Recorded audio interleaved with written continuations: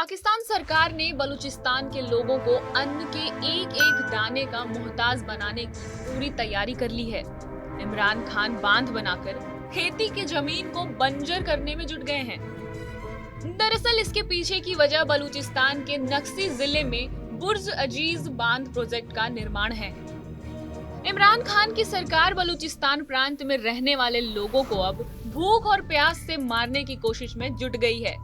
वहीं प्रांत के यूनाइटेड ट्राइब्स ऑल पार्टी के नेताओं ने पाक सरकार से कहा है कि इस प्रोजेक्ट को रोक देना चाहिए, क्योंकि अगर ऐसा होता है तो ये बांध नस्की जिले की कृषि भूमि को एक रेगिस्तान में तब्दील कर देगा और लोगों को उनकी नौकरियों से हाथ धोना पड़ जाएगा। दरअसल यूनाइटेड ट्राइब्स ऑल पार्टी के नेताओं ने कहा कि बुर्ज अजीज बांध प्रोजेक्ट इस क्षेत्र में रहने वाले लोगों के लिए जिंदगी और मौत का मसला है।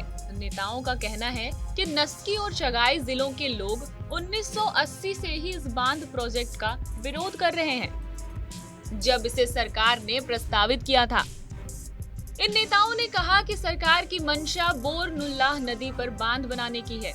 ये नदी डाक और अन्य क्षेत्रों में खेतों को पानी देने का काम करती है, साथ ही ये आजीविका का स्रोत भी है। गौरतलब है कि 1980 से ही ये प्रोजेक्ट यहाँ के लोगों के सिर पर तलवार की तरह लटका है।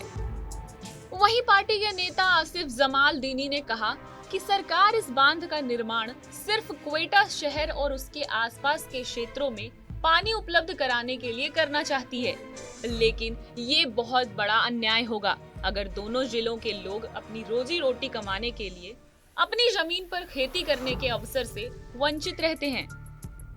वहीं पाक सरकार के इस फैसले के खिलाफ नेताओं ने कहा है कि सरकार को क्वेटा के लोगों को पानी मुहैया कराने के लिए किसी अन्य विकल्प को देखना चाहिए। सरकार को नस्की और चगाई के लोगों को भुखमरी से बचाने के लिए बुर्ज अजीज बांध प्रोजेक्ट को बंद कर देना चाहिए। यूनाइटेड ट्राइब्स ऑल पार्टी के नेताओं ने तो पाक सरकार को चेतावनी तक दे डाली है। उन्होंने कहा कि अगर हालात बिगड़ते हैं तो इसकी जिम्मेदार सरकार होगी। वहीं यूनाइटेड ट्राइब्स ऑल पार्टी के नेताओं ने ये भी कहा कि खनिज संपन्न चगाई और नुस्की जिले सोने, चांदी, तांबा, लौह अयस्क और अन्य कीमती खनिजों के जरिए देश की इकोनॉमी में महत्वपूर्ण योगदान निभा रहे हैं, लेकिन इन सब के बावजूद भी उनके जिले बुनियादी सुविधाओं से वंचित हैं। नेताओं ने कहा कि इन जिलों में कोई खनिज कॉलेज या यूनिवर्सिटी नहीं है।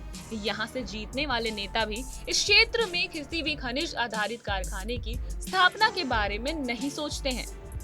बहरहाल हमारी इस खबर पर क्या है आपकी प्रतिक्रिया, हमें कमेंट करके जरूर बताएं। बाकी देश और दुनिया से जुड़ी सभी खबरों के लिए देखते रहें TV9 भारतवर्ष।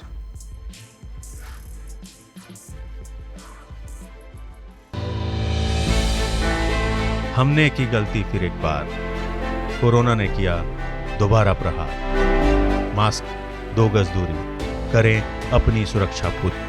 कोरोना टीका हम सबको लगाना है, मिलकर साथ समझदारी से कोरोना को हराना है।